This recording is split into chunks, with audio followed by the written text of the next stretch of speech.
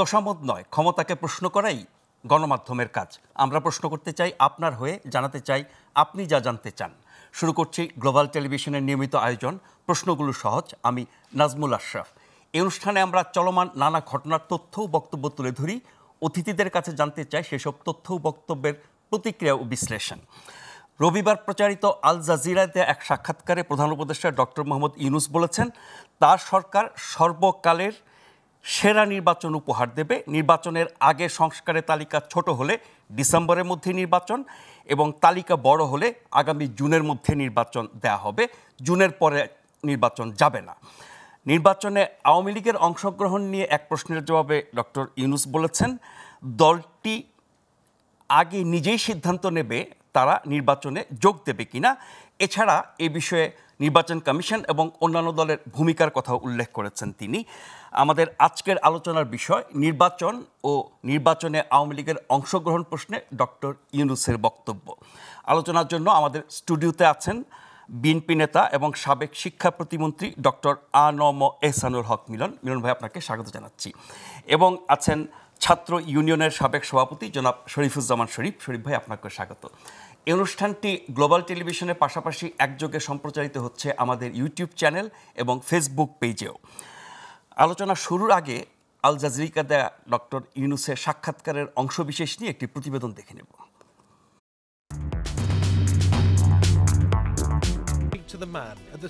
রোববার কাতার ভিত্তিক সংবাদ মাধ্যম আল জাজিরার বৈশ্বিক নেতাদের সাক্ষাৎকারমূলক অনুষ্ঠান টক টু আল জাজিরায় জুলাই বিপ্লব, সাবেক প্রধানমন্ত্রী শেখ হাসিনার ভারতে পালিয়ে যাওয়া, তার সরকারের দুর্নীতিসহ বিভিন্ন বিষয় নিয়ে কথা বলেন প্রধান উপদেষ্টা অধ্যাপক doctor Mohammad Yunus. Bangladesh came to a stage where corruptions and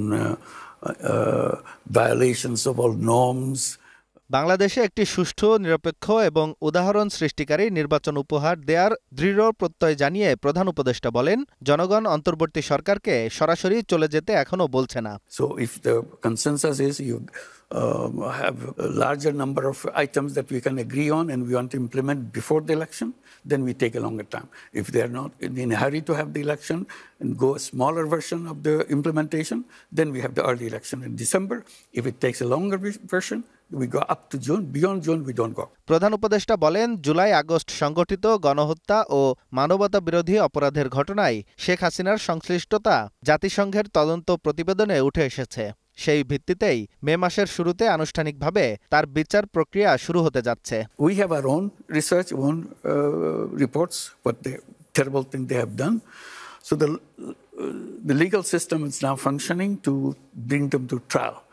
So the trial thing will start very soon, probably at the end of this month or the beginning of next. এ সময় রোহিঙ্গা সংকট সমাধান, আওয়ামী লীগের নির্বাচনে অংশ নেয়া এবং যুক্তরাষ্ট্র, ভারত, পাকিস্তান ও চীনের সঙ্গে সম্পর্ক নিয়েও কথা বলেন doctor Yunus. Part of it will be decided by the party itself to decide that they want to join or not. We don't know yet. They have not declared anything.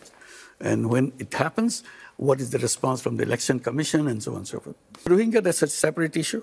We're dealing with the Rohingya issue with international organizations, United Nations, and also to make sure that these people can go home safely.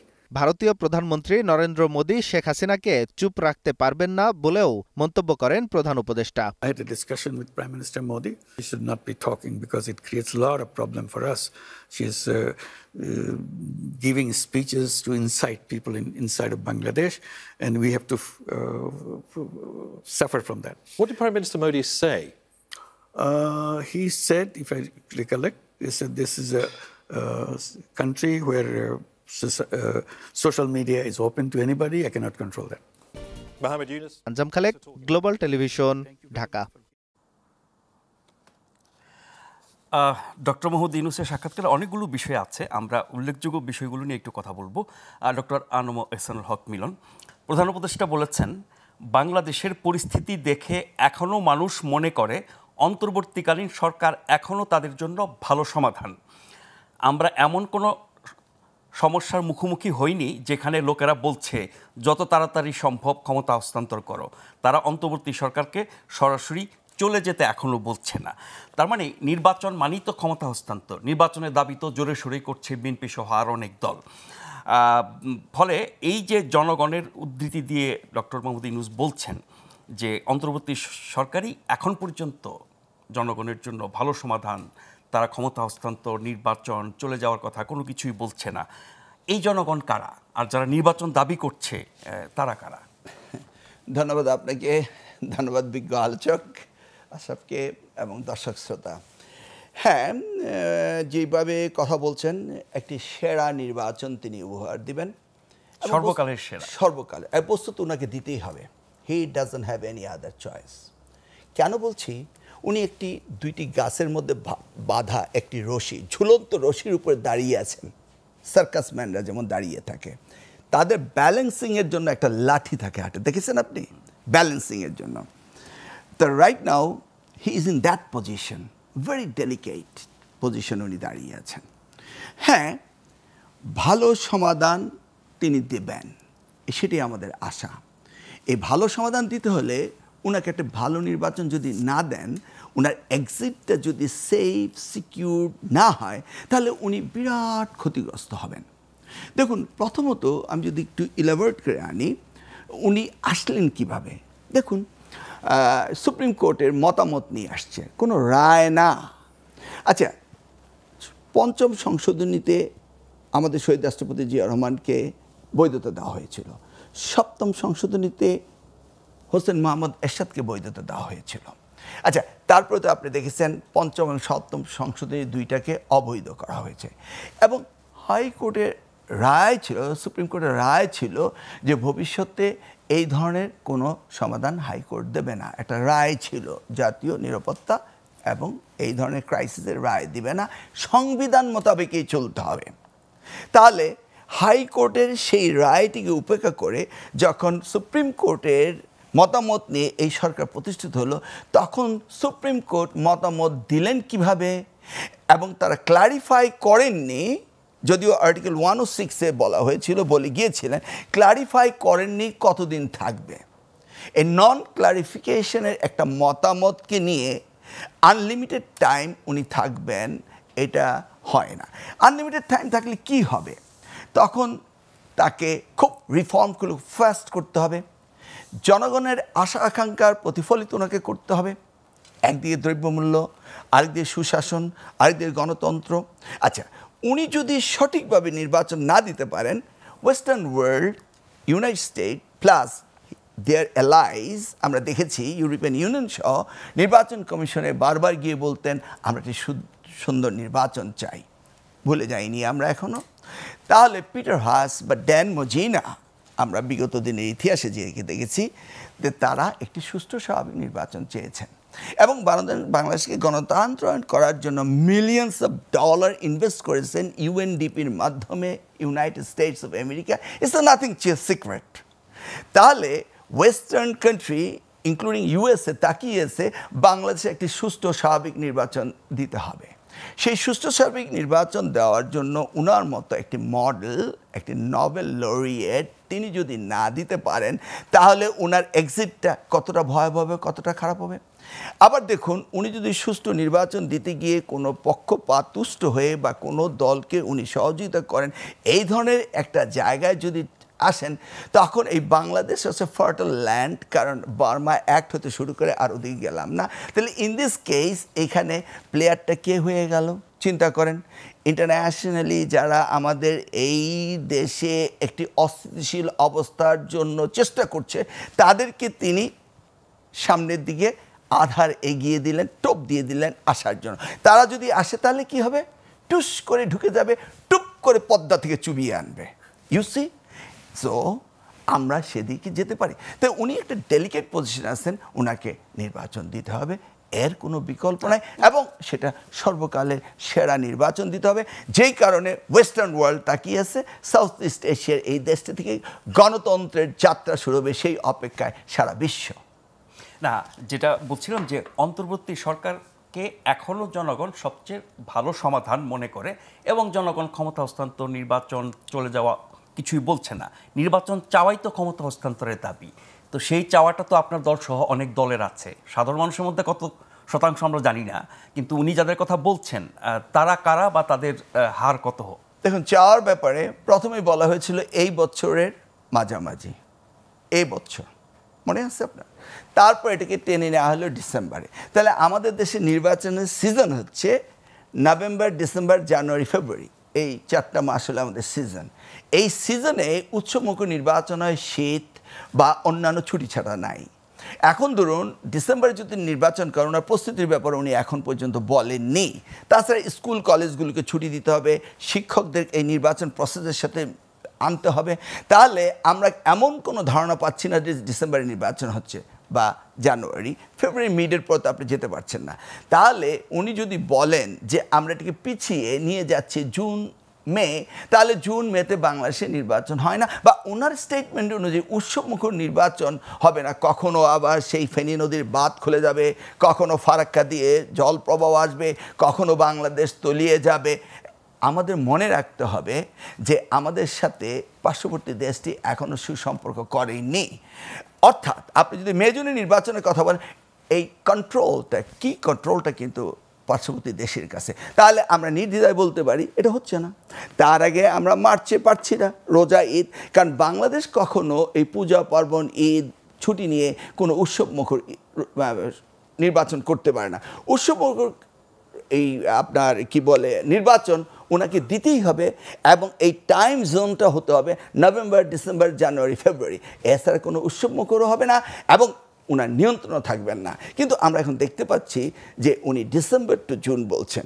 তাহলে এই জায়গায় সঠিকভাবে উনি না বলা পর্যন্ত আমরা বুঝছি মানে ডিসেম্বর না জুন সেটা নির্ভর করছে, আগেও বলেছেন আজকেও বলেছেন এই সাক্ষাৎকারে, সেটি হচ্ছে যদি কম সংস্কার হয় ডিসেম্বর, বেশি হলে জুন, এবং কম না বেশি সেটি দলগুলোর উপর নির্ভর করে। না, কম সংস্কার বেশি সংস্কার নয়, মোটা দাগে বিএনপি কি সংস্কার চায় এটা সুস্পষ্টভাবে জুলাই 13, 2023-তে বিএনপি বলে দিয়েছে।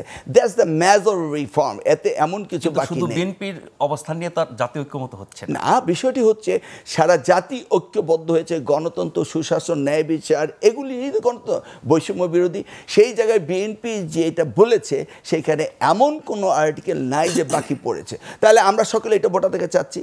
এখন ওনারা কিভাবে করবেন সেটা তো আগেই বলা হয়েছে, জানুয়ারির ভিতরে তারা রিপোর্ট জমা দিবে, তারপর 2 মাস রিভিউর জন্য নেবেন, তারপরে 4 মাসের ভিতরে করে ফেলবেন। তো everything is in the time frame. আমি আবারও বলছি, আদালত থেকে মতামত দেওয়া হয়েছে ইন্টারিম গভর্নমেন্টের জন্য, রায় নয়। তাহলে ওনারা কতদিন থাকবেন সেই রায়টি কোথা থেকে পাওয়া যায়নি। এদিকে মানে সেই অস্পষ্টতার সুযোগ কি সরকার নিতে পারে না? না, নিতে পারবে না। তার কারণ রয়েছে 15th অ্যামেন্ডমেন্টটা হাইকোর্টে রয়েছে, সেইটার কি নিষ্পত্তি হয়, সেটা নিষ্পত্তি হলে 13 উইল রিভাইভ। 13 যদি হয়ে যায় তখন কেয়ারটেকার গভর্নমেন্ট চলে আসবে, তখন আবার দাবি উঠতে পারে নির্বাচনকালীন তত্ত্বাবধায়ক সরকার, না এটা হচ্ছে ইন্টারিম গভর্নমেন্ট। তখন আবার দুইটি প্রশ্ন। এখন it's a very sophisticated matter now, এবং ওনাকে সঠিকভাবে সিদ্ধান্ত নিতে হবে। ওনার মতো নোবেল লরিয়েট বাংলাদেশে গণতন্ত্র আনলে পরে সাউথ ইস্ট থেকে শুরু হবে। এইটা ওনাকে এমনও হতে পারে যে দ্বিতীয় একটি নোবেলের দিকে এগিয়ে নিতে পারে, যদি সুষ্ঠু নির্বাচনের মাধ্যমে গণতন্ত্রে যেটা সকলেই ফিরে যাওয়ার আকাঙ্ক্ষা ছিল নিশ্চিত হয়। জনাব শরীফুজ্জামান শরীফ, আওয়ামী লীগের নির্বাচনে অংশ নেয়া না নেয়া নিয়ে আমরা আগে অনেক কথা শুনেছি। সরকারের অবস্থান খুব বেশি স্পষ্ট হয় না, কিন্তু এটুকু বোঝা যায় সরকার নিষিদ্ধের পক্ষে না।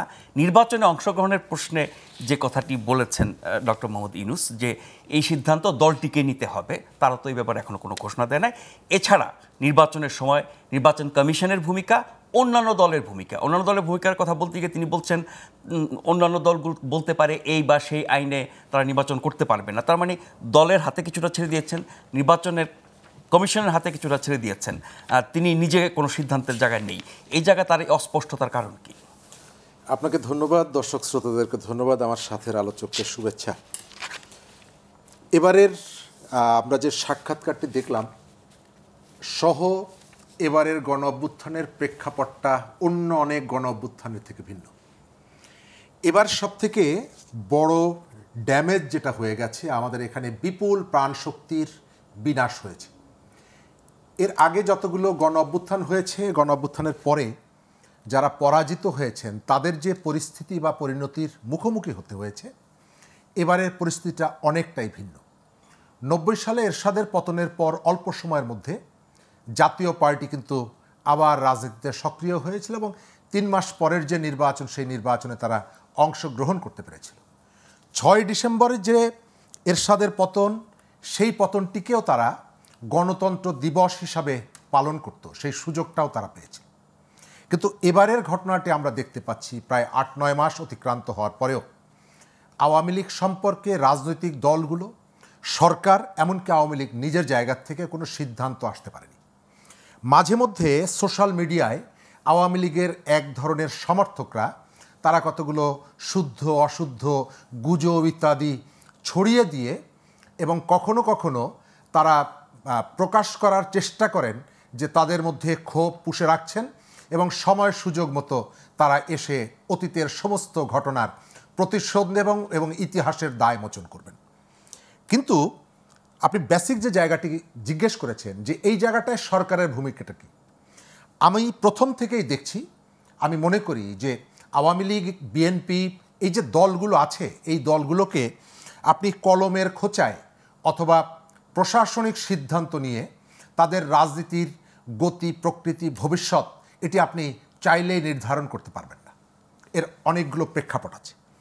তবে সরকারের মনোবৃত্তির ভেতর থেকে তাদের যে লাইন অফ অ্যাকশন সম্পর্কে একটা ধারণা পাওয়া যায়।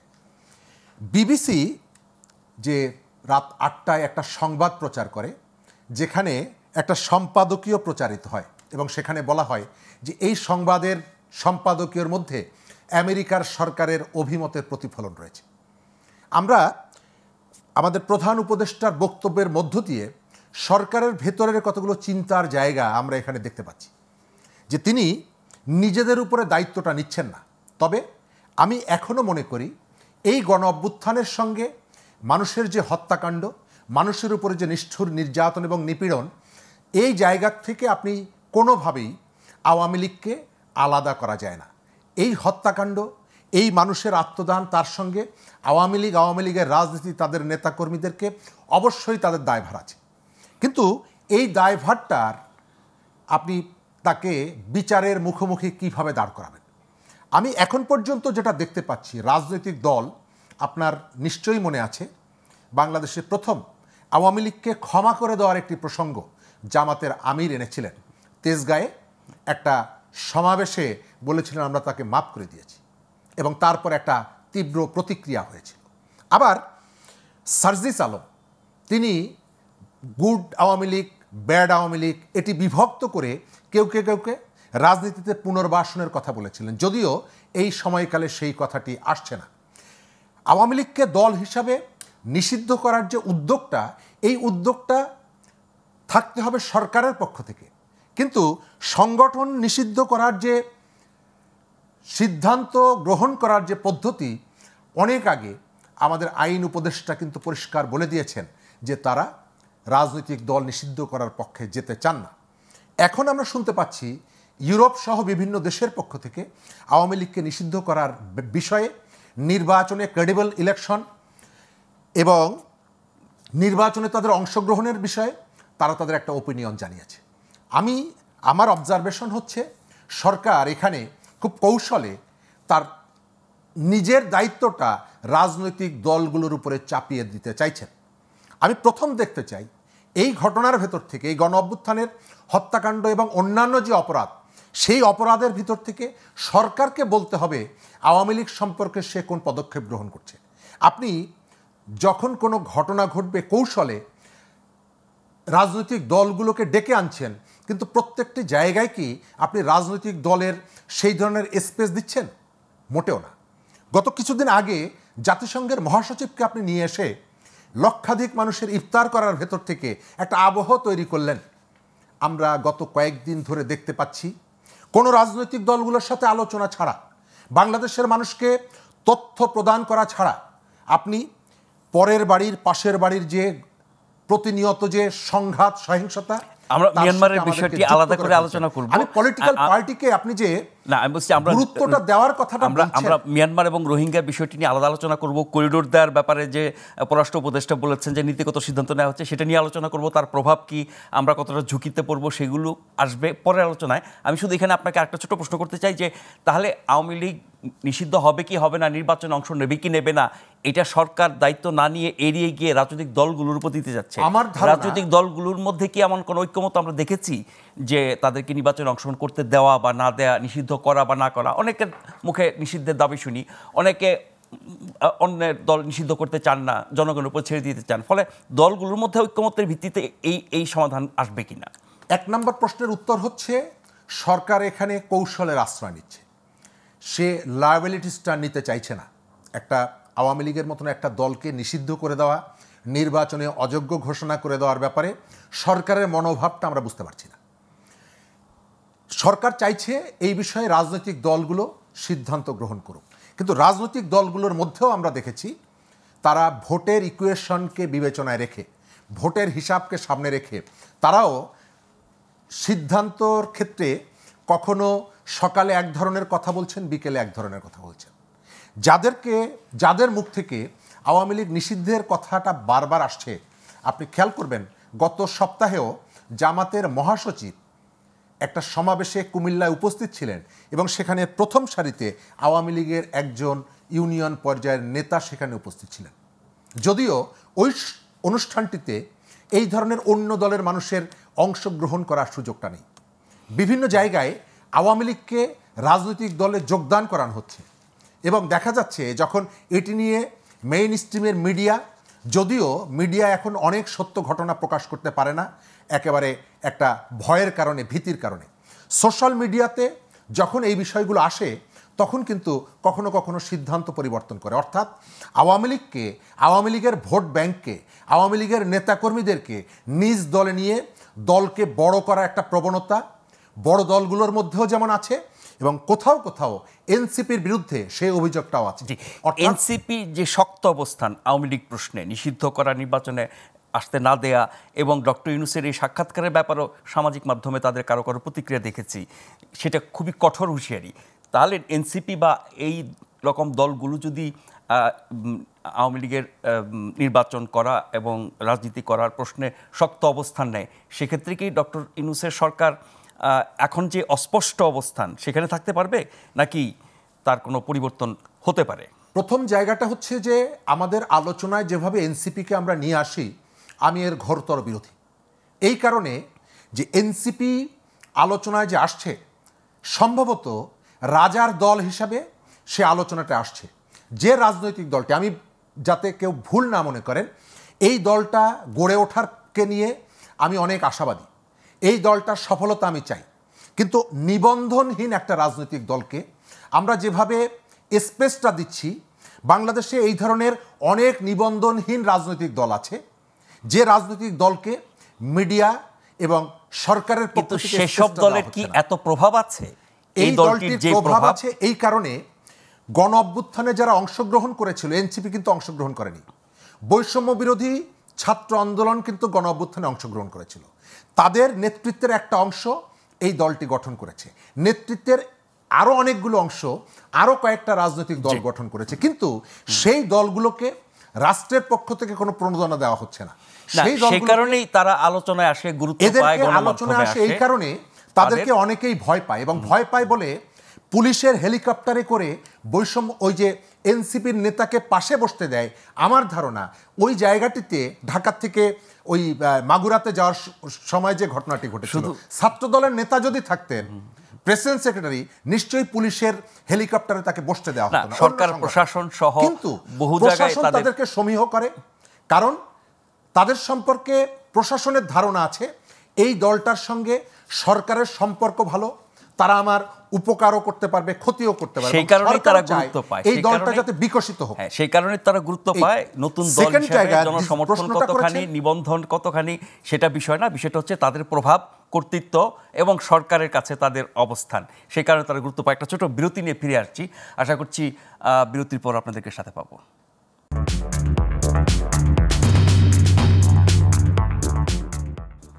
ধন্যবাদ আমাদের সাথে থাকবার জন্য। আপনারা দেখছেন প্রশ্নগুলো সহজ গ্লোবাল টেলিভিশনে। আমাদের আজকের অতিথি ডক্টর আনম এহসানুল হক মিলন এবং জনাব শরীফুজ্জামান শরীফ। মিলন ভাই, এই আওয়ামী লীগের রাজনীতি এবং নির্বাচনে অংশ নেওয়া প্রশ্নে যে আলোচনাটি আমরা এতক্ষণ শুনলাম শরীফ ভাইয়ের কাছে, আপনার দলের একটা অবস্থান আছে যেটা আমরা শুনেছি মহাসচিবের কাছে, যে আপনারা বহুদলীয় গণতন্ত্রে বিশ্বাস করেন, কোনো দলকে নিষিদ্ধ করার পক্ষে না, জনগণই তাদেরকে প্রত্যাখ্যান করবে এবং সেভাবে একটি দল নিঃশেষ হয়ে যেতে পারে। এটি হচ্ছে রাজনৈতিক প্রক্রিয়া। আছে আইনি প্রক্রিয়া, আছে প্রশাসনিক প্রক্রিয়া, বহু প্রক্রিয়া, বহু উপায় নিয়ে বহু দাবি দাওয়া এবং আলোচনা আমরা শুনছি। আপনারা এই মুহূর্তে বাংলাদেশের সবচেয়ে বড় রাজনৈতিক দল, একাধিকবার আপনারা সুষ্ঠু নির্বাচনে ক্ষমতায় গিয়েছেন। আপনাদের দলের অবস্থান থেকে আওয়ামী লীগ অনেক বড় একটি রাজনৈতিক দল ছিল, এখন কত বড় আমরা জানি না, ভোট হলে নির্বাচন হলে হয়তো বুঝতে পারবো। কিন্তু এরকম একটি দল 16 বছর ফ্যাসিবাদী শাসন কায়েম করার কারণে গণ অভ্যুত্থানে তারা পরাস্ত হয়েছে, বিতাড়িত হয়েছে, পলায়ন করেছে, তাদের কোনো দেখা মেলে না। কিন্তু এই দলটি তো অসংখ্য নেতা কর্মী, শুভাকাঙ্ক্ষী, ভোটার এই দেশে আছে। এই যে একটা জনগোষ্ঠী, তার আকার আমরা জানি না, কিন্তু একেবারে ছোট হবে না। তাদের নিষিদ্ধ করার মাধ্যমে রাজনৈতিক সমাধান, আইনি প্রক্রিয়ায়, বিচার প্রক্রিয়ায়, প্রশাসনিক আদেশে নানানভাবে আমরা শুনছি। কিন্তু বিষয়টা সরকার একরকম জিয়ে রাখছে, বা যেটা শরীফ ভাই বলছিলেন যে নিজে কোনো দায় না নিয়ে অন্যদের উপর দায় চাপাচ্ছে। বাট এটা তো একটা আসল সমাধান দরকার নির্বাচনের আগে। কিভাবে হতে পারে? ধন্যবাদ আবারও আপনাকে। আমি আপনার এই প্রশ্ন উত্তর দেওয়ার আগে একটু আলোচনা টেনে নিয়ে আসছি। যদি এই সরকার ক্ষমতায় থাকতে চায়, তাহলে বার্ডেন অফ প্রুফ, এই সরকার বৈধ কি অবৈধ, এই সরকারকে প্রমাণ করতে হবে। আপনি নিশ্চয়ই নোয়াম চমস্কির কথা শুনেছেন, ম্যাসাচুসেটস ইনস্টিটিউট অফ টেকনোলজির যে একজন প্রখ্যাত এমিরেটস প্রফেসর। উনি বলেছিলেন ক্ষমতা মানেই অবৈধ। ক্ষমতায় থাকতে পারবে কি না পারবে এইটা যারা ক্ষমতাসীন রয়েছে তাদেরই প্রমাণ করতে হয়। আর যদি প্রমাণ করতে ব্যর্থ হয় তাহলে তাদের সরে যেতে হয়। এই সরকারকে প্রমাণ করতে হবে, যদি তারা থাকতে চায় তারা বৈধ, প্রমাণ করুক। এই প্রমাণের মাপকাঠি, ব্যারোমিটারই হচ্ছে নির্বাচন। Nobody stop them. দ্বিতীয়টি হচ্ছে, এই সরকার নির্বাচন করতে পারবে না এমন কোনো নিয়ম কোথাও নেই। This is not the caretaker government. এই সরকারের যে কোনো প্রতিনিধি নির্বাচন করতে পারবে। যেমন এখন একজন রয়েছেন উপদেষ্টায়, আমাদের সমন্বয়ক, তিনি তো নির্বাচন করবেন, তিনি নিশ্চয়ই কোনো এক সময় বেরিয়ে এসে নির্বাচন করবেন। দুজন আছেন এখন, দুজন এখনও রয়েছে।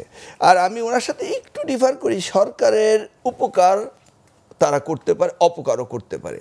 আর কয়েকটা দিন সময় দেন, উপকার হয়তো করতে পারবে, অপকার করতে পারবে না কেউই। সেটা একটু সময়ের ব্যাপার আর কি, আপনার এই স্টেটমেন্টটা। এখন আসুন আওয়ামী লীগের নিষিদ্ধের ব্যাপারটি, বিএনপি স্ট্যান্ড। প্রথমত, বিএনপি একটা আইডিওলজিক্যাল দল এবং একটা ফিলোসফিক্যাল একটা পার্টি। এই পার্টিতে কিছু দর্শন দিয়ে তৈরি হয়েছিল শহীদ রাষ্ট্রপতি জিয়া রহমানের সময়। আমরা বহুদলীয় গণতন্ত্র চেয়েছিলাম। অতএব সেই ক্ষেত্রে আমরা কোনো দলকে নিষিদ্ধ করার কথা আমরা বলতে পারি না। কিন্তু নিষিদ্ধ করার যে মাপকাঠি, যে যোগ্যতা, যে ইন্ডিকেটর, সেখানে আওয়ামী লীগ এখনও কাজটি দলীয়ভাবে না করেছে যে তাকে নিষিদ্ধ করা যায় না দলীয়ভাবে। অর্থাৎ জেনোসাইডের যে আহ্বান, তাদের সমানে অপরাধের জন্য বিচার হতে পারে, হচ্ছেও। আসছি, আপনার এই অপরাধের বিচারটা দুইটা ক্যাটাগরিতে, একটা হলো ইন্ডিভিজুয়াল আপনি, আরেকটা হলো দলের সভানেত্রী হিসেবে।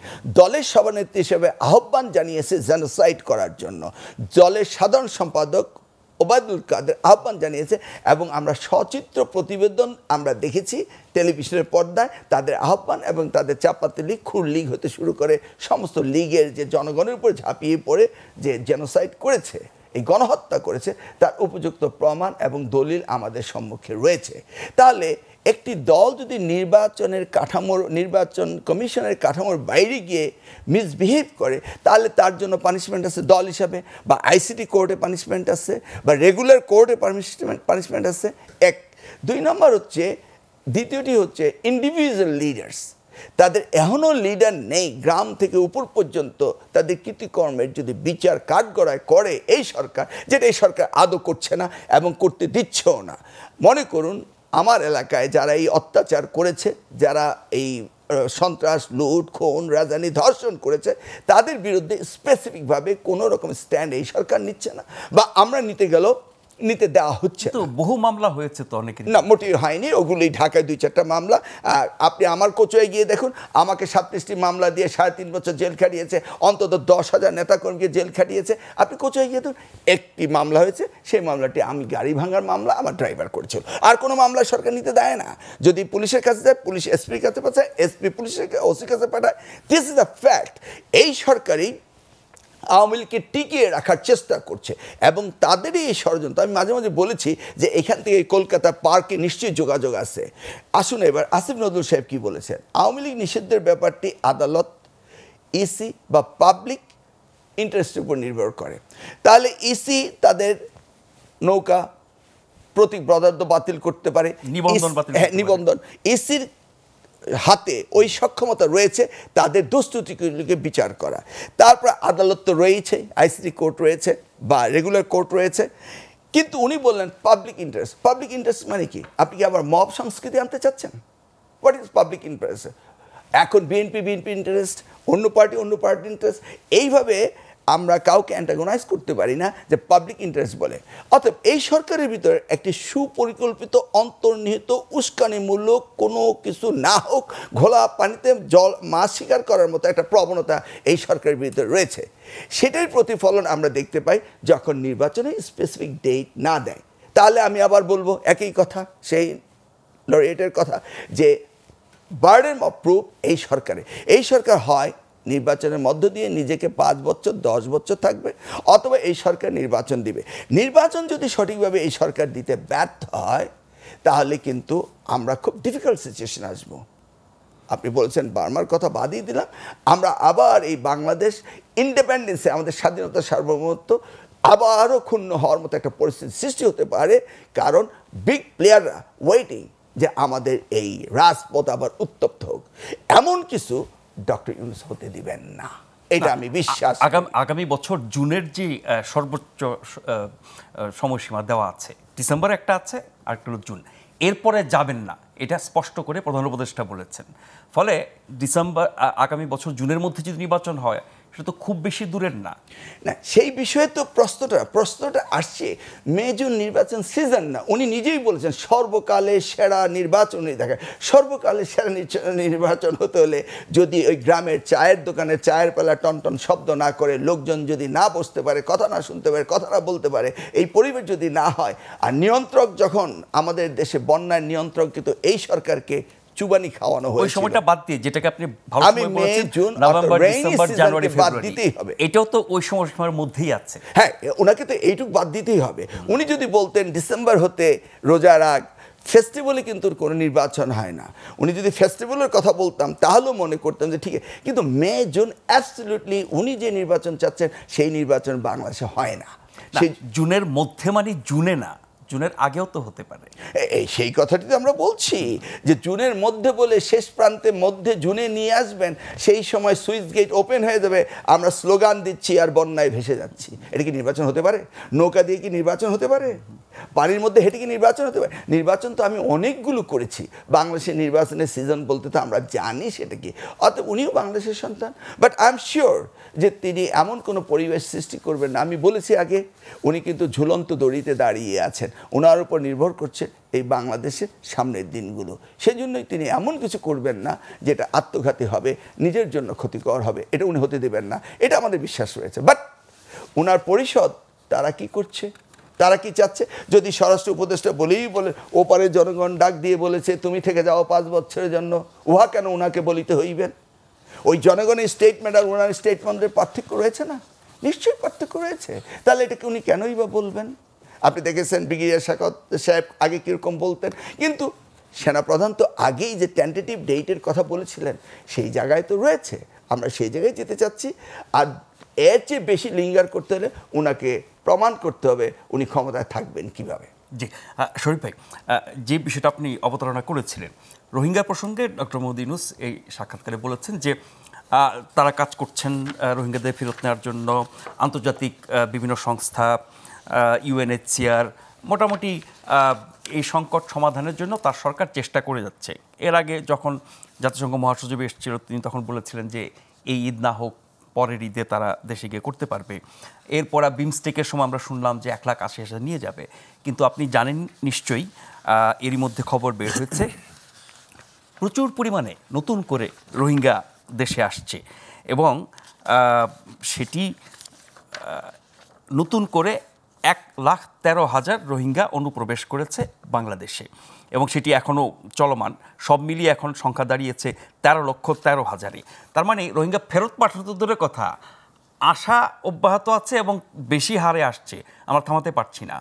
আর যেটি পররাষ্ট্র উপদেষ্টা বলেছেন যে করিডোরের ব্যাপারে বাংলাদেশ নীতিগতভাবে একমত হয়েছে, সেইটাকে মানবিক করিডোর বলা হচ্ছে। এই করিডোর আমাদের জন্য কতটা ঝুঁকিপূর্ণ হবে, আর রোহিঙ্গা সংকট আমরা সমাধান করে ফেলবো, আশার আলো দেখাচ্ছি, আগামী ঈদ গিয়ে তারা দেশে করবে, সেই জায়গায় আরও নতুন করে আসছে হাজারে হাজারে। এই জায়গাটা সরকারের ব্যর্থতা তো বটেই, কিন্তু এটা বাংলাদেশকে আরও কতটা বিপদ বা ঝুঁকিতে ফেলবে? ধন্যবাদ। রোহিঙ্গা ইস্যুটা বাংলাদেশের, আমি অনেক দিন ধরে বলছি, এটা শুধুমাত্র শরণার্থী ব্যবস্থাপনা ইস্যু না। এই ইস্যুর সঙ্গে আমাদের স্বাধীনতা, সার্বভৌমত্ব এবং রাষ্ট্রের অখণ্ডতার বিষয় জড়িত। রোহিঙ্গার বিষয়টিতে আমার নিজের কতগুলো জানা, বোঝা, পড়াশোনা এগুলো আছে। আমি গত কয়েক বছরে বেশ কতগুলো লেখার কারণে আমি রোহিঙ্গা নিয়ে অনেকগুলো তথ্য জানার চেষ্টা করেছি, এবং আমি একাধিকবার রোহিঙ্গার শরণার্থীরা যে জায়গাগুলোতে থাকেন নিজে উপস্থিত হয়ে সেখানে সরকারি আইন মেনে আমি তাদের সাথে কথা বলেছি এবং সেই জায়গার তথ্যগুলো জানার চেষ্টা করেছি। আমি সবসময় মনে করি রোহিঙ্গার সংকটটা সমাধান করার জন্য যে ধরনের সামগ্রিক রাজনৈতিক উদ্যোগটা থাকা দরকার ছিল, এখানে সেটি ছিল না। রোহিঙ্গাদের বাংলাদেশে নিয়ে আসার ব্যাপারে এর পেছনে যেমন আন্তর্জাতিক নানা মহলের চক্রান্ত ছিল, আবার আমরা ডোমেস্টিকলি এই বিষয়টিকে সেভাবে আমরা হ্যান্ডেল করিনি। আন্তর্জাতিক সম্প্রদায় আমাদেরকে যে প্রতিশ্রুতি দিয়েছেন সেই প্রতিশ্রুতি তারা মানেননি। তারা আমাদের সাথে বিশ্বাসঘাতকতা করেছেন, তারা এদেরকে আমাদের কাঁধের উপরে চাপিয়ে দিয়েছেন। কেউ কেউ বলেন যে নোবেলের জন্য আমরা তাদেরকে নিয়ে এসেছিলাম। আমার যতটুকু জানা, রোহিঙ্গারা যখন সীমান্তে অবস্থান করছিল তখন রাজনৈতিক মহলের পক্ষ থেকে দাবি উঠেছিল রোহিঙ্গাদেরকে বাংলাদেশে ঢুকতে দিতে হবে, সীমান্ত খুলে দাও, সীমান্ত খুলে দাও। সুতরাং আপনি নির্দিষ্ট একটা পক্ষের কাঁধের উপরে এটি চাপিয়ে দিতে পারবেন না। আবার তাদেরকে নিয়ে আসার পর বড় বোন যেভাবে বলেছিলেন যে আমার ছোট বোন বলছে যে আপা তুমি যদি 18 কোটি মানুষকে খাওয়াতে পারো তাহলে 20 লাখ মানুষকে কেন খাওয়াতে পারবে না? যদিও কোনো রাজা আমাদেরকে খাওয়ান না, যাদের মধ্যে এই ভাবনাটা আছে তাদের একটা প্রভু সুলভ একটা মানসিকতার থেকে এই ভাবনাগুলো আসে। কিন্তু রোহিঙ্গা বা শরণার্থী ইস্যুটা কখনোই ডাল ভাত খাওয়াতে পারলাম কি পারলাম না এর বিষয় না, ধর্মের সাথেও তার কোনো সম্পর্ক নেই। আপনি পরিষ্কার দেখতে পাচ্ছেন পাকিস্তান তার সীমান্তের মধ্যে থাকা আফগান শরণার্থীদেরকে লাঠি দিয়ে পিটিয়ে তার দেশ থেকে তাড়িয়ে দিচ্ছে, অথচ একই ধর্মের অনুসারী। এই বিষয়গুলোর সঙ্গে অখণ্ডতার বিষয় জড়িত। রোহিঙ্গা ইস্যুকে কেন্দ্র করে আমরা একটা ভয়ঙ্কর সংকটে আছি, কিন্তু আমরা দেখতে পাচ্ছি, আমি দেখতে পাচ্ছি যে এটাকে নানা প্রলেপ দিয়ে এটিকে ডাইভার্ট করা হচ্ছে। হঠাৎ করে জাতিসংঘের মহাসচিব এলেন, এটি বিরাট একটা ক্রেডিট আমাদের জন্য, জাতিসংঘের মহাসচিব এসেছে। আমি সেই সময় কয়েকটা টেলিভিশনে জানতে চেয়েছিলাম, সেখানে আমাদের ক্রেডিট কোথায়? আমি কয়েকটা প্রশ্ন করেছিলাম, সোশ্যাল মিডিয়ায় ব্যাপক প্রচার যে তাকে আমরা আনতে পেরেছি। আমি জিজ্ঞেস করেছিলাম যে জাতিসংঘের মহাসচিব ঠিক সেই সময় এসে রোহিঙ্গা ক্যাম্পে গিয়ে কান্নাকাটি করেন যখন গাজার শিশুরা হাজার হাজার শিশুকে মেরে ফেলা হয়, জাতিসংঘ সেটি নিয়ে একটা টু শব্দ করে না। এই মহাসচিব একটা বিবৃতি পর্যন্ত দিতে পারেন না, কিন্তু রোহিঙ্গার শিশুদের জন্য তার এই যে কান্না, তার এই যে আর্তনাদ, এর পেছনে রাজনীতি আছে। লক্ষাধিক মানুষকে ইফতার করার ভেতর থেকে এটি একটা ইন্টারন্যাশনাল ইভেন্ট আপনি করে ফেললেন, কিন্তু সেই সময়ে গাজা শহরে মানুষ ইফতার করার জন্য এক ফোঁটা পানি পাচ্ছে না। আল আকসা মসজিদের সামনে জড়ো হওয়া রোজাদারদেরকে পিটিয়ে তাড়িয়ে দিচ্ছে, এই জাতিসংঘ টু শব্দ করছে না। আমার এখানে এই ধরনের একটা ইভেন্ট করার পেছনে অবশ্যই রাজনীতি আছে। আজকে আমি দেখতে পাচ্ছি ইন্টারন্যাশনাল যে ঝগড়া, সেই ঝগড়া বাংলাদেশের মধ্যে ঢুকিয়ে ফেলা হচ্ছে। আমি আমার জায়গা থেকে মনে হয় আমাদের ডক্টর মোহাম্মদ ইউনুস তার ইন্টারন্যাশনাল যে কানেকশন আছে, তার যে ইমেজ আছে, সেই ইমেজটাকে ব্যবহার করে আমরা এই সংকটটা সমাধান করতে পারবো, এই ধরনের প্রত্যাশা অনেকের সাথে আমি এখনো দেখি। কিন্তু জটিলতা বাড়ছে না। জটিলতা যেটা আমি দেখতে পাচ্ছি, আপনি এটাকে অ্যাড্রেস করছেন ভুল পদ্ধতিতে। এখন পর্যন্ত যাদেরকে এর সাথে যুক্ত করেছেন, এর সঙ্গে ইন্টারন্যাশনাল পলিটিক্স আছে। আপনি হঠাৎ করে রোহিঙ্গা ইস্যুটাকে দেখাশোনা করার জন্য যাকে দায়িত্ব দিয়েছেন তিনি বাংলাদেশের নাগরিক নন। আপনি এই ইস্যুটার সঙ্গে তাকে আবার যে জাতীয় সমস্ত- নিরাপত্তা উপদেষ্টা আমি ওই বানানো জায়গাটায় হয়েছে। অর্থাৎ ন্যাশনাল ইন্টারেস্টটা আপনার কাছে ইম্পর্টেন্ট না। আপনি এই ধরনের একটা সেন্সিটিভ ইস্যুকে, আমার মনে হয় এটি যদি ডক্টর মোহাম্মদ ইউনূস নিজের হাতে রাখতেন, প্রয়োজনে তার অন্য কাজগুলোকে কমিয়ে দিয়ে, এটি আমাদের জন্য স্বস্তিদায়ক হতো। আমরা বললাম যে জাতিসংঘের আমরা আমাদের এখান থেকে 1,80,000 রোহিঙ্গাকে আমরা পাঠিয়ে দেব, এবং কতটা বেকুব আমরা, আমি আমার মানে অভিজ্ঞতা থেকে বলি, যতটুকু আমি জানি বুঝি, কালকে যদি বাংলাদেশের সরকার এবং মিয়ানমার সরকার একমত হয় যে আমরা কালকে বিকাল থেকে এখান থেকে রোহিঙ্গাদেরকে দেশে পাঠিয়ে দেব, এবং মিয়ানমার সরকার যদি বলে আমরা গ্রহণ করব, তারপরেও একজন রোহিঙ্গাকেও শরণার্থীকেও পাঠানোর সুযোগ নেই। কেন? এই ইস্যুটা শুধু বাইল্যাটারাল ইস্যু না, এর সাথে মাল্টিল্যাটারাল পক্ষের মধ্যে জড়িয়ে গেছে। তাছাড়া মিয়ানমারের যে পরিস্থিতি, সেখানে আমরা কোন সরকারের কাছে পাঠাবো? আমি আরাকান ওটাও আর্মি যদি বাদ দিই, নাকি জান্তা সরকার? আমি ওটাও যদি বাদ দিই, এই বিষয়টির সঙ্গে শরণার্থী ম্যানেজমেন্টের সঙ্গে সরাসরি জাতিসংঘ জড়িত, ইউএনএইচসিআর এটার সঙ্গে জড়িত, আইওএম এটার সঙ্গে জড়িত, ইন্টারন্যাশনাল অসংখ্য অ্যাক্টর জড়িত। দুই সরকার যদি একমত হয়ে যায়, অথবা বিদ্রোহীরাও যদি এর সাথে একমত হয় যে আমরা আমাদের মানুষগুলোকে ফিরিয়ে নেব, তারপরেও আন্তর্জাতিক রীতিনীতির কারণে আপনি একজন রোহিঙ্গাকেও পাঠাতে পারবেন না, অনেকগুলো প্রসিডিওর মেনটেন করতে হবে। আমরা সোশ্যাল মিডিয়াতে হাইপ তুলে দিলাম আমাদের ডক্টর মোহাম্মদ ইউনূসের সফলতা, বিরাট সফলতা, কালকের থেকে মানুষ যাওয়া শুরু করবে। যাওয়া তো এই দূরের যে কথা, এই যে নতুন করে এখন আবার আসছে, 1 লাখ তাদের থাকার ব্যবস্থা থাকার করার ব্যবস্থা জন্য হয়নি। ইউএনএইচসিআর বাংলাদেশকে চিঠি এবং দিয়েছে। আমি আমার জায়গা থেকে, অভিজ্ঞতা থেকে আপনাকে বলি, এই যে মাঝে মাঝে নিউজে আমরা দেখি আসছে, প্রতিনিয়ত তারা আসেন, প্রতিনিয়ত তারা আসেন। অনেকগুলো কারণ আছে, মাদক ব্যবসা থেকে শুরু করে অনেকগুলো। আমি শেষ করবো এই জায়গাটায়, এই যে করিডোরের যে বিষয়টি আপনি আপনি বলছেন, আশা ঠেকাতে পারছেন না, আপনি ফেরত পাঠাবেন কি করে? কথা সেইটা, আপনি কতগুলো আর্টিফিশিয়াল ক্রেডিট ক্লেম করার জন্য এই যে সোশ্যাল মিডিয়ায় আপনি যেভাবে হাইপ তুলছেন, বট বাহিনী তৈরি করে তিলকে আপনি তাল তৈরি করছেন, এর ভেতর থেকে যাকে আপনি হাইলাইট করছেন তার ইমেজটা বাড়ছে না, বরং তাকে প্রতিনিয়ত প্রশ্নের মুখে ঠেলে দিচ্ছেন। এক, দ্বিতীয়ত হচ্ছে কি কারণে বাংলাদেশের পলিটিক্যাল পার্টিগুলোর সঙ্গে আপনি যখন ওই যে ভারতের আমি এই আলোচনার জায়গাটিতে আসবো, কারণ সরকার একা একা সবকিছু করছে, সব সঠিক কেউকে জিজ্ঞেস করছে না, কোনো কাউকে জিজ্ঞেস করছে না, কারো পরামর্শ নিচ্ছে না, কোনো দলকে এই প্রক্রিয়ার সাথে যুক্ত করছে না, মতামত নিচ্ছে না। আরেকটা ছোট্ট বিরতি নিয়ে ফিরে আসছি, এবারও নিশ্চয়ই আপনাদেরকে সাথে পাবো আশা করছি।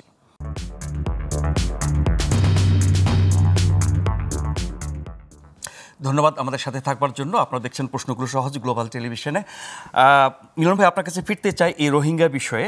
আমাদের পররাষ্ট্র উপদেষ্টা জনাব মোহাম্মদ তৌহিদ হোসেন রবিবার, মানে গতকাল, যে তথ্যটি জানিয়েছেন, জাতিসংঘের তত্ত্বাবধানে বাংলাদেশ ও মিয়ানমারের রাখাইনের মধ্যে একটি মানবিক করিডোর স্থাপনে নীতিগত সিদ্ধান্ত নিয়েছে বাংলাদেশ সরকার। মার্চ কিংবা এপ্রিলে রাখাইন রাজ্যে দুর্ভিক্ষ আসতে পারে এমন আশঙ্কায় সেখানে মানবিক সহায়তা দিতে বাংলাদেশের কাছে করিডোর চেয়েছে সংস্থাটি, এবং তাতে বাংলাদেশ রাজি হয়েছে কিছু শর্ত সাপেক্ষে। এত সব গুরুত্বপূর্ণ সিদ্ধান্ত এই সরকার নিচ্ছে, যার সাথে জাতীয় স্বার্থ না কেবল, জাতীয় নিরাপত্তা, স্বাধীনতা, সার্বভৌমত্ব, অখণ্ডতা, অনেক কিছু বলেছেন শরীফ ভাই, সব কিছু জড়িত। এখন দেশ পরিচালনা এই সরকার করছে সাময়িকভাবে, স্থায়ীভাবে করবে নির্বাচিত সরকার। আগামীতে জনগণ ভোট দিলে আপনারা শেষ ক্ষমতায় দায়িত্ব নেবেন। এত সব গুরুত্বপূর্ণ সিদ্ধান্ত সরকার একা একা নিচ্ছে কোনো রাজনৈতিক দলের সিদ্ধান্ত ছাড়া, অথচ সংস্কারের জন্য সকল দলকে উদ্যোগ নিয়ে, সকল দলকে যুক্ত করে মাসের পর মাস আমরা আলোচনা করছি। এত বড় বিষয়কে আমরা উপেক্ষা করছি। আপনাদেরকে এই ব্যাপারে কোনো কিছু জানানো বা শেয়ার করা হচ্ছে কিনা? হ্যাঁ, দেখুন, আপনি খুব কমপ্লিকেটেড সিচুয়েশন নিয়ে আসছেন। ধরুন চায়না, তারা কিন্তু আমাদের সাথে ইনভেস্টমেন্ট করে আসছে। কোন কোন জায়গায় ইনভেস্টমেন্ট করছে? Road, bridge, port, power station, 5টা। এই 5টা রিলেভেন্ট কার সাথে? BRI, build at road initiative. What is that? এই BRI দিয়ে এশিয়া, ইউরোপ অ্যান্ড আফ্রিকা তারা বিজনেস ট্রেড লাইনকে তারা করছে। অতএব চায়না এগিয়ে যাচ্ছে সেদিকে। এখন আসেন, আমাদের বার্মা অ্যাক্ট 2022-তে এটা ল হয়েছে যে মায়ানমারকে পানিশমেন্ট দিতে হবে। তো মায়ানমারকে পানিশমেন্ট দিবে কে? ওয়েস্টার্ন কান্ট্রি প্লাস অ্যালায়েন্সেস হলে USA, তারা দিচ্ছে। এখন মায়ানমার সাথে আছে কে? China and Russia. Clear. And China কি করছে, আমাদের সাথে রিলেশন বিল্ড করছে লং টার্ম, আগেও ছিল এখনও আছে, এবং তারা গভর্নমেন্টের সাথে রিলেশন করে, at the same time political পার্টির সাথে রিলেশন করে, যেটা উনি উল্লেখ করলেন জামাতে একটি স্টেটমেন্ট দিয়েছে, তারা পলিটিক্যাল পার্টির সাথে, তারা আমাদেরকে ছেড়ে যেতে চাচ্ছে না। এখন আমরা মোর ইনক্লাইন টু চায়না, আমরা ওয়েস্টার্নের কাছে উইক হয়ে যাচ্ছি। ওয়েস্টার্নের কাছে যদি উইক হয়ে যাই, তাহলে আমাদের রিলিফ এফোর্টটা ওয়েস্টার্নরা দিচ্ছে, সেই জায়গায় আমরা উইক হয়ে যাচ্ছি। So this is the situation. In this situation China US এর মধ্যে কি আমরা ব্যালেন্স করতে পারছি না? সেটা তো এখন এখানে রোহিঙ্গার বিষয়ে দেখেন আপনি, ইন্ডিয়া, চায়না, রাশিয়া একদিকে চলে গেল না, ইন্ডিয়া প্লাস আমেরিকা ভার্সেস হয়ে গেছে রাশিয়া অ্যান্ড চায়না। কিন্তু ইন্ডিয়া ডিরেক্টলি মায়ানমারে কোনো ইনভলভমেন্টে তারা যাচ্ছে না। আর অপরদিকে আমরা হয়ে গেছি ইনভলভমেন্ট, ওই যে বললেন নোবেলের জন্য হয়ে গেছে আমরা ইনভলভমেন্ট।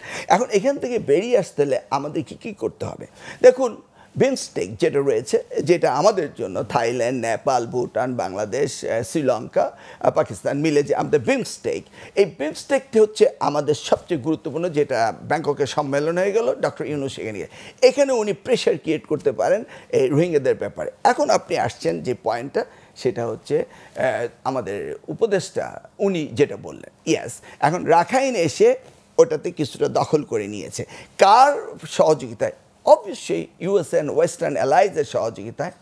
এখন আমরা হচ্ছে win win situation, USA and ওয়েস্টার্নের বাইরে যদি আমরা চলে আসি তো উই আর গেটিং উইকার, চায়নার কাছে গেলে আমরা উইকার হয়ে যাই। আবার এদিকে চলে আসলে চায়না আমাদেরকে ওই পলিটিক্যালি ইনস্টেবিলিটির ব্যাপারেও তারা কাজ শুরু করেছে, পলিটিক্যাল পার্টিকে নিমন্ত্রণ দিয়ে খাওয়াচ্ছে দাওয়াচ্ছে, এগুলি দেখছেন। ইন দিস কেস রাখাইন যারা আছে তাদের সাথে আমাদের গভর্নমেন্ট ইন্টারনালি যোগাযোগ করছে, বিকজ এইটা আবার রাখাইনের সাথে জান্তা সরকারকে খেপাবে না? জান্তা সরকার তো খেপে আছে, সেটা জান্তা সরকার তো আমাদের কোনো চিন্তা করার দরকার নেই, তার কারণ তারা তো চাচ্ছে এটাকে ওয়ারফিল্ড বানানোর জন্য। জান্তা সরকার বাংলাদেশকে ওয়ারফিল্ড বানানো যায়। আমি সেই জন্য বলছি ইউনূস সরকার একটি ঝুলন্ত দড়ির মধ্যে দাঁড়িয়ে আছে। তাহলে এই জায়গাটাতে এসে রাখাইনকে হেল্প করছে ওয়েস্টার্নগুলো, তো ওয়েস্টার্নদেরকে এখান থেকে করিডোর দিচ্ছে, তাদেরকে ফেমেইন হলে তাদেরকে কীভাবে রিলিফ অ্যান্ড আদার কার্যকারিতা করা যায় সেই জন্য আন্ডারগ্রাউন্ডে একটা পথ করছে। কিন্তু এতে কি হচ্ছে, চায়না, রাশিয়া তারা আবার খেপে যাচ্ছে। Situation is very complicated. এখন ডক্টর ইউনূস সাহেব বিমস্টেক দিয়ে এটাকে আরও প্রেশারাইজ করতে পারেন, উনি চেষ্টা করছেন। এখন ইউনাইটেড নেশনসের এটা তো জানেনই, অনেকে বলে ঠুটু জগন্নাথ, ওনাদের করার কিছু থাকে না, বাট একটা ভাইপ উঠিয়েছেন যে ঠিক আছে রোহিঙ্গাদের ফেরত পাঠাতে হবে। ইন দিস কেস রোহিঙ্গা তো যাচ্ছেই না, ফেরতই আসছে। বাট আমি দেখছি না কোনো কার্যকরী কিছু হচ্ছে, বাট হওয়ার চেষ্টা চলছে, বিমস্টেক দিয়ে করার চেষ্টা চলছে, রাখাইনের সাথে আন্ডারগ্রাউন্ড নেগোসিয়েশন চলছে, এই গভর্নমেন্ট যতটা পারে করছে, but very fragile this decision. কারণ চায়না খেপে গেলে তার সাথে রাশিয়া রয়েছে, অপরদিকে ইন্ডিয়া তো আমাদের বিপক্ষে রয়েছে। সেই জায়গাটি বলছি যে আজকের সিচুয়েশন যদি গণতন্ত্র নির্বাচন সুষ্ঠুভাবে না দিয়ে যান, তাহলে আমাদের দেশটি ইন্ডিপেন্ডেন্সের ব্যাপারও যে ক্রাইসিসটা আমাদের হয়েছিল 5ই আগস্টের পরে 3 দিন গভর্নমেন্ট ছিল না, বা জুলাই 36 পুরোটাই গভর্নমেন্ট ছিল না, এমন একটা ক্রাইসিস হলে এখন তো ওই যে আবার বলছি চট করে এসে টুপ করে পানিতে চুবিয়ে দিবে, সেরকম ভয়টি আমাদের রয়েছে। জি, একদম শেষ পর্যায়ে শরীফ ভাই, এটা কি জাতীয় সংকট না? এই সংস্কার, নির্বাচন এর চেয়ে কি কম গুরুত্বপূর্ণ এটা? সেখানে কেন সকল দলের অংশগ্রহণ দেখছি না আমরা? ধন্যবাদ। এটা এক একটা রাজনৈতিক দলের যে শ্রেণী চরিত্র তার উপরে নির্ভর করে ইস্যুটাকে সে কিভাবে অ্যাড্রেস করছে। গতকালকে আমাদের দেশের একটা রাজনৈতিক দল চীনা কমিউনিস্ট পার্টির একটা প্রতিনিধি দলকে বলল যে রাখাইনদের ওই জায়গায় আপনি আলাদা একটা স্টেট করে দেন। একটা রাজনৈতিক দল কি একটা অন্য একটা দেশের একটা রাজনৈতিক দলকে এই দাবিটা করতে পারে, এই রিকোয়েস্টটা করতে পারে? কখনোই পারে না। কিন্তু কেউ করছে, আবার কেউ তার প্রোটেস্টটা করছে।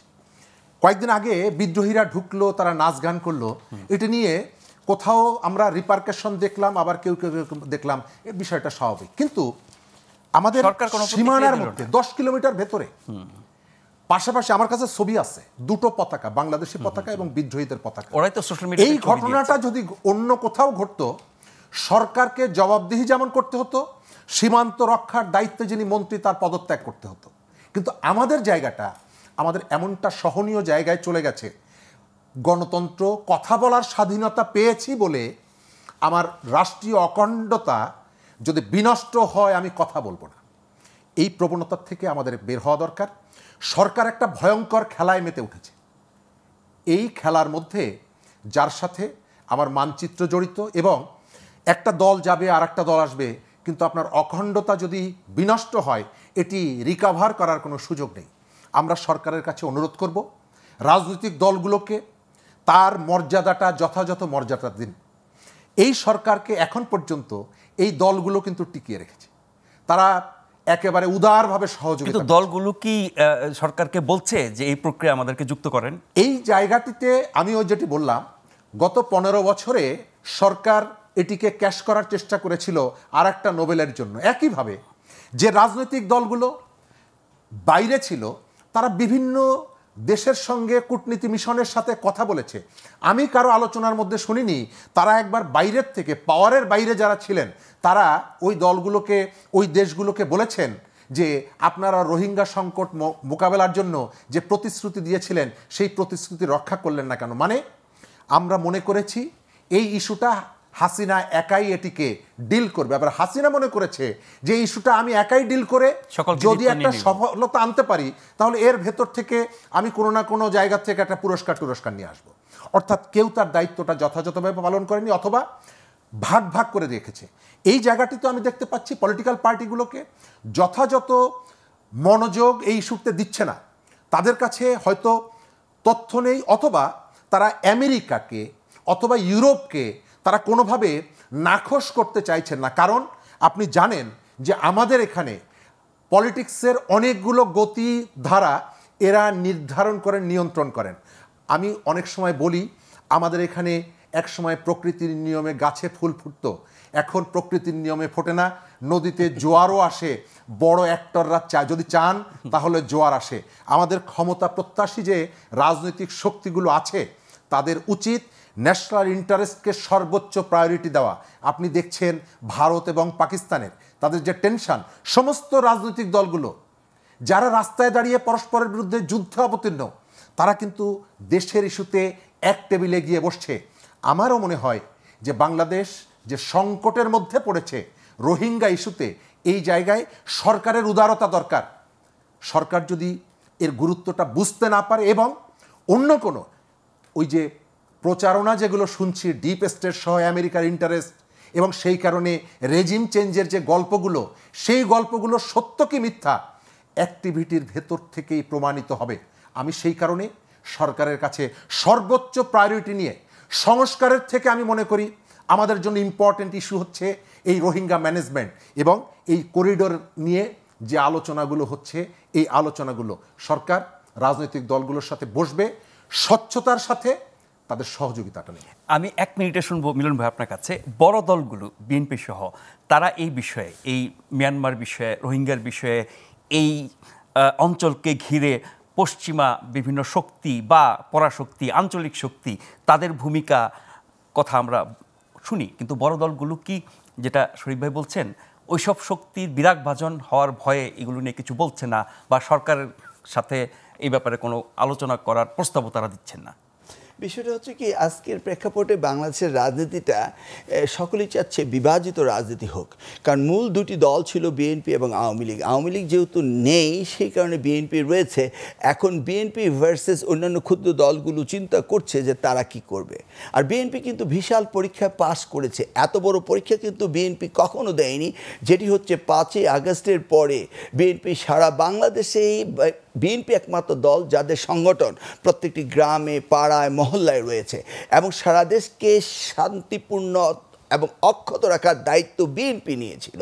সেই বিএনপি দলটিকে যদি আপনি আগামী দিনে এই জাতীয় ঐক্যের জন্য সম্পৃক্ততা না করে আর যদি এইভাবে বিভাজিত রাজনীতি করা হয়, ছোটোখাটো দলকে প্রায়োরিটি দিয়ে এই কাদা ছড়াছড়ি করা হয়, সেই সুযোগটাই কিন্তু হচ্ছে আমাদের ওই রোহিঙ্গা প্রবলেম। এবং ডক্টর ইউনূস সাহেবও জাতীয় ঐক্যমত্য ছাড়া এই রোহিঙ্গা সমস্যার সমাধানে পারবেন না এবং সামনের দিনগুলো আরও খারাপ হচ্ছে, যেটা বলছি যে এটা ওয়ার ফিল্ড হওয়ার সম্ভাবনা রয়েছে। সেই দিক থেকে চিন্তা করে আমি মনে করি নির্বাচন যত তাড়াতাড়ি দেওয়া যায় ততটাই দেশের জন্য, জাতির জন্য এবং বহির্বিশ্বের জন্য মঙ্গল বয়ে নিয়ে আসবে বাংলাদেশের জন্য। অনেক ধন্যবাদ মিলন ভাই, অনেক ধন্যবাদ শরীফ ভাই। যারা অনুষ্ঠান দেখছিলেন শুরু থেকে বা পরে যুক্ত হয়ে, তাদের প্রত্যেককে ধন্যবাদ জানিয়ে আজকের মতো এখানে শেষ করছি। অনুষ্ঠানটি পুনঃপ্রচার হবে আগামীকাল সকাল 7টায়, আর এই অনুষ্ঠানে ফিরে আসবো আগামীকাল রাত 9টায়। সে পর্যন্ত সবাই ভালো থাকবেন। শুভরাত্রি।